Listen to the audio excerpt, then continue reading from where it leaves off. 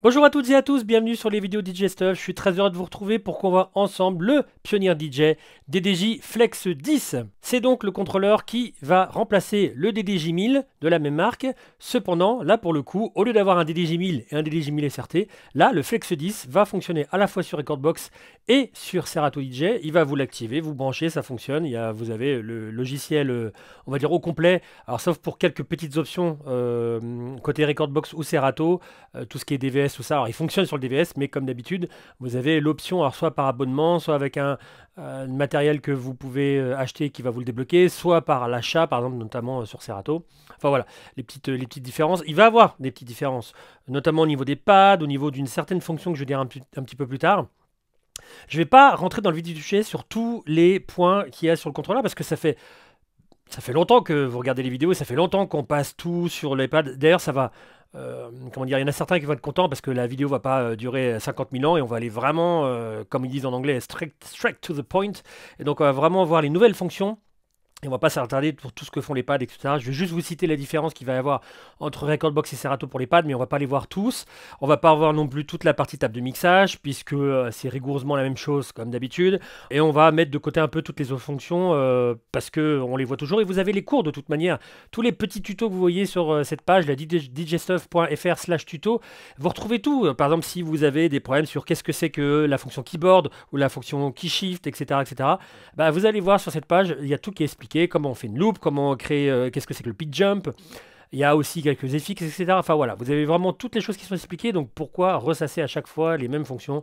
Mais avant toute chose, avant de faire le focus sur les fonctions phares de ce nouveau DDJ Flex 10, partons sur les connexions, parce qu'il y a des choses à dire, il y a une nouvelle chose d'ailleurs à dire. C'est parti. Bon là on voit la face arrière, mais sur la face avant, vous avez juste les deux sorties jack pour le casque, 3.5 635. Sur l'arrière, vous avez l'alimentation, le petit on-off, deux entrées micro avec combo jack XLR, jack 635 XLR et jack 635 tout seul. Les deux ports USB qui ont été changés au lieu d'être en USB-B, sont en USB-C maintenant. Une prise DMX pour pouvoir guider vos lumières. Ça, c'est une des grosses nouveautés. Et donc là, il vous suffit juste de noter les références de vos lumières dans la partie Recordbox Lightning. Pour pouvoir ensuite guider automatiquement sur votre Recordbox avec les phrases qui ont été analysées. Ça va envoyer, pour si vous n'êtes pas des dieux du DMX, ça va envoyer des informations et vos lumières vont tourner, etc. Vos globaux, au niveau des entrées, vous avez 4 entrées phono line, line pour les voix 1 et 2 et phono line pour les voix 3 et 4 pour brancher platine, vinyle, CD, etc. Et aussi pour pouvoir faire du DVS si vous le souhaitez, avec la petite vis de masse pour votre platine vinyle qui en aurait besoin. La sortie boost en jack 635, première sortie master, seconde parce que c'est noté 2 en RCA et première en XLR symétrique bien entendu. Allez, on rentre dans le vif du sujet sur les fonctions phares de ce DDJ Flex 10. Donc comme je vous l'ai dit, on va pas passer sur toutes les fonctions, tout ce qui est navigation, on l'a vu, c'est normal, vous avez le deck 1, deck 2, navigation dans les playlists, tout ça. Rien de bien nouveau, tout ce qui est EQ, table de mixage, tout ça, rien de bien nouveau non plus. On va quand même s'attarder sur une ou deux fonctions qui reprennent entre le deck et la table de mixage, c'est vraiment important. Donc là, effectivement, on fera le focus dessus.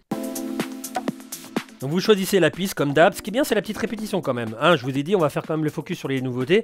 Il y a une petite répétition quand vous allez choisir l'effet. Vous voyez, c'est un peu emprunté de de la DJM 900 NX2 ou de la V10 ou maintenant de la A9. Donc là, vous choisissez et vous avez la répercussion. Quand vous êtes sur 2, vous voyez bien que vous êtes sur 2. Allez, c'est parti. Donc l'Enigma Jet, je vais le mettre sur 4 temps parce qu'il est assez sympa à ce niveau-là.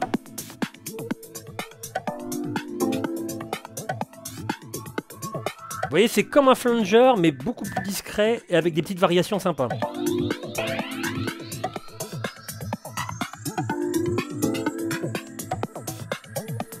Et ensuite, le stretch. Alors ça, j'aime beaucoup. Alors, vous n'allez pas voir grand-chose si je fais sur un temps, parce que c'est très rapide. Mais par contre, si vous le faites sur 8 temps, par exemple, je crois que c'est le maximum,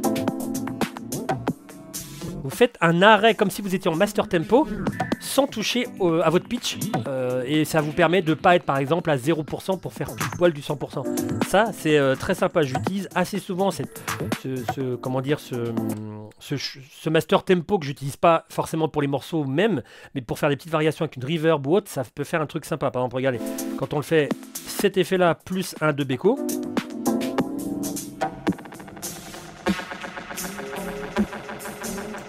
On peut faire vraiment une variation sympa pour passer d'un style de musique à un autre. Donc voilà pour les nouveaux effets. Après Mobius, tout ça vous l'avez eu, Lulo Cut Echo. Et voilà pour la partie effet. Je fais quand même un petit focus sur le Magvel Fader, donc le crossfader est en Magvel Fader. Une autre chose aussi est apparue pour le Flex 10. Alors des fois ça apparaît, des fois ça disparaît. Je ne sais pas trop ce qui se passe au niveau du changement de gamme et tout ça chez Pioneer. Bref, il faut quand même le souligner. Mais dans la partie micro que vous avez ici avec les deux micros, vous avez la possibilité de mettre une reverb. Donc voilà, alors ça c'est propre. Vous savez, quand on branche certains matériels, ça va vous le faire. Par exemple, je sais pas moi, le DDJ Flex 4, ça va vous mettre certains types d'effets. Quand vous branchez autre chose, ça, par exemple le DDJ 1000 à l'époque ne déclenchait rien. Le DDJ 800 déclenchait certains effets. Donc fallait le noter par rapport au micro. Quand vous branchez votre DDJ Flex 10, vous allez avoir une reverb directement sur le micro. Et donc vous pouvez l'activer et changer la variation. Voilà, et double-cliquer pour revenir à 0. Voilà, c'est à peu près tout ce qu'il y a comme différence sur la table de mixage. Je vais parler, vous inquiétez pas, de la partie vocale, drum, instrument, mais je voulais faire le parallèle avec la partie deck. Donc, on va en parler un petit peu plus tard. Attardons-nous sur les decks. Donc, le jog, qui est quasiment, mais quand même différent par rapport au Flex, au DDJ 1000.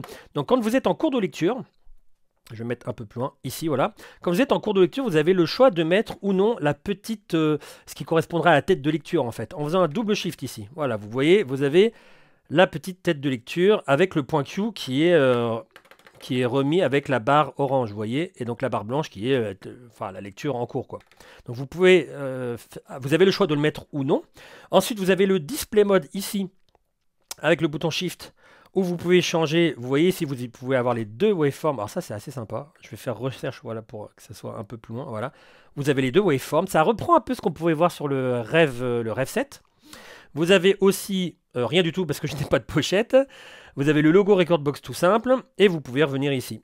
Et ensuite, quelque chose de sympa aussi, vous avez une répétition des informations du pad pour éviter d'avoir tout le temps votre œil sur l'ordinateur. Vous appuyez ici, pas d'infos, et vous allez avoir, par exemple, si j'ai les hot Q, j'ai les hot Q. Si j'ai les beat jump, j'ai la valeur de mes beat jump. Le sampler, mais là, j'ai pas de sample. Mais ça va être ce qu'il y a Nasri là, parce que moi, sur la partie sampler, j'ai la partie transport que j'ai mise moi-même. Vous savez, avec le petit pad editor, vous voyez, j'ai un user one, alors que j'aurais pu avoir les samples. Si j'ai les samples, hop là, ils sont où? Sampler, sampler, sampler. Voilà, si j'ai sampler, j'appuie. Alors là, j'aurai rien parce que j'ai aucun sample, mais vous avez la partie sampler. Je vais me remettre sur user one parce que c'est ma configuration. Par exemple, si vous êtes sur keyboard et que vous faites ça, vous allez avoir les valeurs. Ah oui, mais je suis aussi dans le pad. Ah là là! Oui, parce que j'ai fait mon propre recordbox et mon propre pad editor. Donc j'ai quoi? J'ai dit keyboard. Mets-toi un keyboard. Voilà. Effectivement, j'étais en user one, donc je me remets sur keyboard, hop là, je vais jouer un peu de keyboard, tac tac, et donc si je fais ça, j'ai bien mon keyboard qui est inscrit ici. Et voilà pour l'affichage bon après c'est relativement la même chose que le DDJ 1000, avec la fonction Master Tempo, le range du pitch, etc. Enfin voilà, c'est relativement la même chose. Ensuite, autre chose par rapport au DDJ 1000, vous avez ici la fonction beat jump avec pas mal de réglages. Vous avez le réglage en 4x4, donc quand vous êtes en train de lire, vous allez pouvoir faire un beat jump vers la gauche ou vers la droite de 4 temps, avec le bouton shift de 16 temps. Donc vous n'avez pas besoin de trifouiller dans l'ordinateur pour savoir la valeur que vous souhaiteriez, etc. Et vous avez la partie search, donc plus vers la gauche ou plus vers la droite, qui est assez rapide, mais vous avez aussi beaucoup plus rapide avec le jog, évidemment. Voilà pour la partie affichage de jog. Et c'est déjà pas mal. La grosse différence qu'il va y avoir avec le DDJ 1000. Alors, juste un point. Au niveau des decks, avant qu'on passe à autre chose, je vous donne quand même la différence qu'il y aurait entre Recordbox et Serato pour la partie des BitFX. Pourquoi? Parce qu'il y a quand même pas mal de fonctions. Donc, autant vous donner la différence. Pas forcément les écoutes, etc. Mais vous allez voir rapidement, on peut se donner la différence entre Recordbox et Serato. Donc, Recordbox, si vous n'avez pas modifié les choses dans le fameux pad, pad editor, vous aurez exactement ce que vous avez dans la sérigraphie, c'est-à-dire des hot Q, pas des FX 1. Donc rappelez-vous, c'est les FX quand vous pouvez les modifier directement dans Recordbox avec cette petite. Où êtes-vous? Déjà, je vais aller dessus. Ah oui, alors oui, non, je vais aller sur. Hop, pas des FX 2. Et je vais changer le pad, évidemment. Je ne l'ai pas sous le coude. Pad FX2, tu es où? Tu es là. Voilà, pad FX2. Tac, comme ça, on aura exactement les choses comme vous devrez l'avoir au moment où vous recevez le matériel. Et donc, vous pouvez les modifier, vous voyez, en faisant la petite roue ici, vous choisissez l'effet que vous souhaitez, etc., etc., etc., avec le temps, etc. Donc ça, vous choisissez tout ça dans le pad FX. Une fois que vous l'avez choisi, bah, vous l'avez en direct. Vous voyez ici, je suis sur pad FX 1, mais j'ai que des loops. Oui, pourquoi? Parce que dans mon pad editor, j'ai dit que je voulais des bit loops, des auto loops. Et ensuite, quand vous appuyez sur Shift, hop, vous avez les pads FX. Et d'ailleurs, vous avez aussi la petite mémorisation sur l'écran. Ensuite, vous aurez des beat jump, le sampler, avec le shift keyboard, le pad FX2, le beat loop, le vrai beat loop, et le key shift. Alors évidemment, comme je vous ai dit, hein, mon pad editor n'est pas le même que ce qu'il devrait avoir. Donc vous pouvez vraiment vous pouvez vraiment configurer l'appareil comme vous le souhaitez. Mais d'origine, vous aurez ce qu'il y a sur la sérigraphie. Pardon. Par contre, au niveau de Serato, vous allez avoir des hot cues. Sur le premier, vous aurez des FX auto. Sur la première rangée, vous aurez Echo, Flanger, Reverb, Roll, si je me souviens bien. Et sur la partie d'en bas, vous aurez un Echo out, un break, un backspin et un roll out. Ici, vous aurez... Alors, j'ai pas dit le deuxième. Donc, avec Bluetooth Shift, vous aurez keyboard. Ça change pas. Les beat jump, vous aurez des beat jump. Bon, comme ça va. Par contre, si vous faites Shift beat jump au lieu des beat loop, vous allez avoir sur la partie haute, oui que je me souviens, sur la partie haute les beat loops, mais sur la partie basse vous aurez une option pour aller au début du tract. Ici du search backward, du search forward, donc vous savez un truc assez rapide. Et le slip reverse, ça j'ai pas trop compris parce qu'on a un slip reverse là et ça fait un peu de doublette. Bref, ici vous aurez le sampler et ah, je vous ai pas dit, mais en shift, vous aurez du roll. Ici, le shift, vous aurez de l'autoboucle, sampler, et à la fin, key shift, ça change pas. Voilà, ça va être un peu les différences qu'on va avoir entre Recordbox et Serato pour l'utilisation du pad mode. Venons ensuite à la partie Mix Point. C'est une nouvelle fonction en fait qui va vous permettre de faire, on va dire, un mix automatique en donnant une préférence de quand est-ce que va commencer le mix automatique pour le morceau 1 et à quel moment il va partir par rapport au morceau 2. Vous voyez, alors je vais faire exprès, par contre, pour qu'il n'y ait que le vocal, je fais exprès de mettre le vocal, hop là, je lis mon morceau, et je souhaite faire un mix automatique, par exemple, au point C de ce morceau-là, ici, voilà, donc ici, au point C, avec la partie A qui va être ici. Hop là, j'arrête. La partie A. Hop, je reviens sur Q. Pardon. Voilà, un petit vocal. Enfin, c'est pas un vocal, normalement, le morceau, il est comme ça. Mais je vais mettre que le vocal. Et donc, je souhaite mixer ce vocal-là à partir du point C. Donc, je vais mettre un petit peu avant le point C. Voilà, par exemple, ici. C'est ce morceau-là qui est en cours de lecture. Et je souhaite que ça soit... Alors là, ça va un peu trop vite pour moi. Voilà. Et je souhaite donc mettre le vocal à partir du moment du point C. Donc je vais faire in. Je le choisis ici. Évidemment, l'autre morceau est en train de courir. Voilà. Et par contre, je dis, je souhaite que mon vocal, vous voyez, ça s'est entouré d'un rectangle blanc. Je souhaite mettre à partir du point C. Donc je fais mon point C. Là, je suis au A, B, C. Voilà. Et je souhaite que ça soit mis à ce moment-là. Donc je vais revenir un petit peu en arrière encore une fois. J'appuie sur Link. Et vous allez voir, il va passer plusieurs temps en avance pour arriver pile poil au point C. Je vais quand même me dire que ça, c'est le master et que lui, je vais le sync. Et il me le met, nickel. J'ai rien fait de spécial.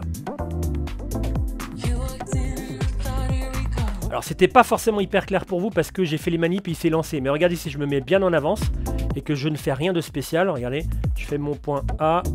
Non, hop là, voilà. Je me mets là. Point A, pardon. Point A ici. Non, il faut sortir, pardon. Hop là, point A ici. Mon point B d'accroche, il est là. Ok. C, A, B, C. Voilà. Mix. Je ne fais rien. Je vais juste monter le fader. Alors je peux le mettre, mais vous avez, il y a une petite, un petit moment au tout début. Voilà, il se lance. Et je n'ai vraiment besoin que de lever mon fader quand je le souhaite.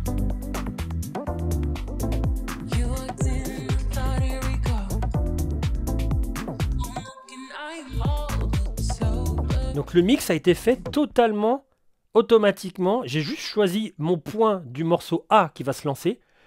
À quel moment il va se lancer par rapport au deck, au deck B, au morceau B. Et lui, il l'a fait automatiquement. J'avais juste besoin. J'aurais pu laisser mon fader en haut.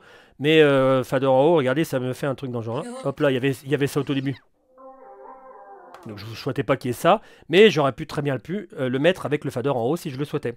Donc ça, voilà, c'est le mix point. Donc ensuite, je peux choisir les decks, etc. sur lequel qui mixe sur qui. Je peux mettre en silence avec le bouton Shift la partie qui est mixée automatiquement. Et à la fin, quand j'ai terminé, vous voyez, il clignote toujours parce que là, il se prépare à le faire. Je fais Exit et là, le mix point est désactivé.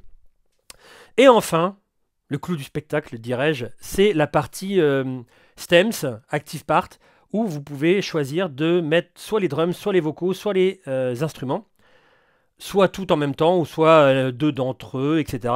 Je peux aussi l'appliquer sur les EQ, je peux faire changer les EQ, et ici, je peux l'appliquer sur les effets, ainsi que les Color FX. Vous allez me dire, oui, mais qu'est-ce que ça peut faire des trucs vraiment énormes.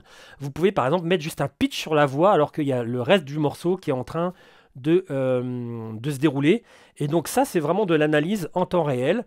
Alors, pour le coup, ça c'est une version bêta. Pour le moment, on sent du petit hachage qui est un petit peu différent de ce qu'on pourrait retrouver sur Virtual DJ ou Serato, pour ne citer que. On peut retrouver aussi ce genre d'algorithme sur Algorithm DJ. Mais voilà, et donc comme c'est tout neuf, je pense qu'il y a beaucoup d'améliorations qui peuvent être faites. Mais ce qu'il y a, c'est que l'implémentation qui a été faite à la fois sur le morceau en tant que tel, les Color FX, les BitFX, les EQ, c'est vraiment le deck, enfin le DDJ Flex 10, c'est vraiment l'unité sur laquelle ça a été le plus poussé, vraiment avec une ergonomie vraiment sympa. Et donc, j'encourage Pioneer à améliorer l'algorithme pour qu'on ait encore des meilleurs vocaux, etc. Mais voilà ce que ça donne donc sur le morceau total. Ça, c'est le morceau original. Les drums. Instrument. Drum pour instrument. Et à la fin, vocal.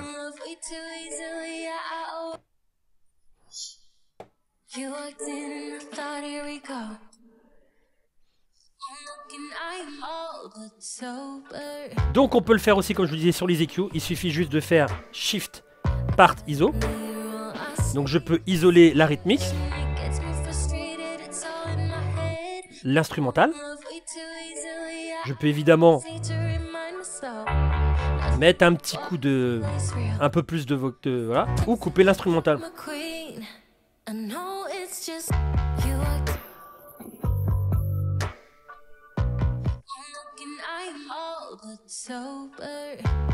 Évidemment, il clignote pour vous dire attention, vous êtes en train de faire du part ISO. Donc je peux recliquer ici.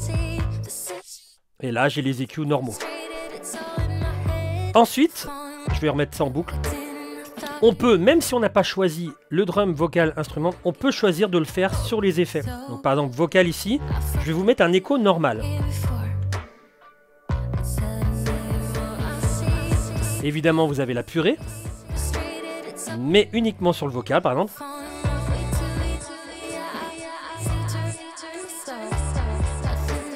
Donc c'est sympa, mais vous me direz jusque-là, rien de ultra exceptionnel, c'est sympa, mais bon, voilà. Par contre, ce qui est top, c'est pour ici. Je mets le pitch, normalement, avec tout le monde. Normal, mais si je mets que sur le vocal...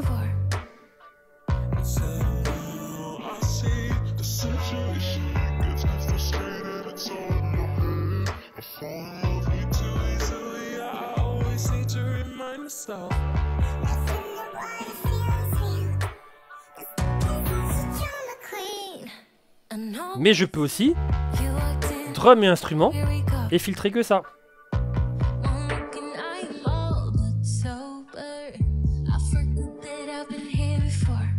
C'est quand même assez sympa. J'avoue que c'est assez sympa. J'ai hâte ils améliorent quand même l'algorithme pour vraiment avoir un truc parfait.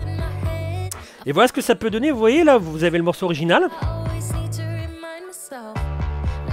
Bon, ça vaut ce que ça vaut. Mais je vais le mettre par exemple avec juste le vocal, avec un petit key sync et un beat sync sur le morceau qui est sur le côté ici.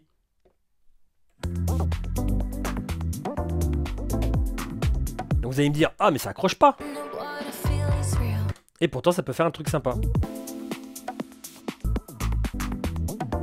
Donc lui je le mets en master, je sync, key sync, et dès que c'est bon, je balance.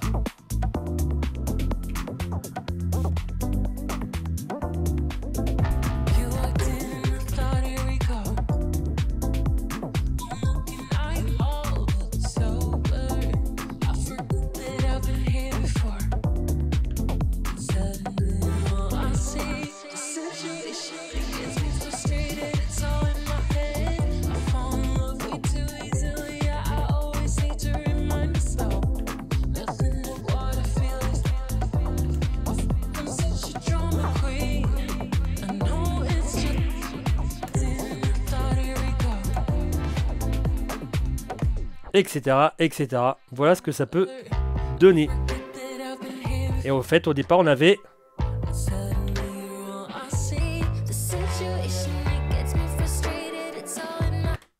Donc on peut faire vraiment des trucs vraiment très sympas assez rapidement.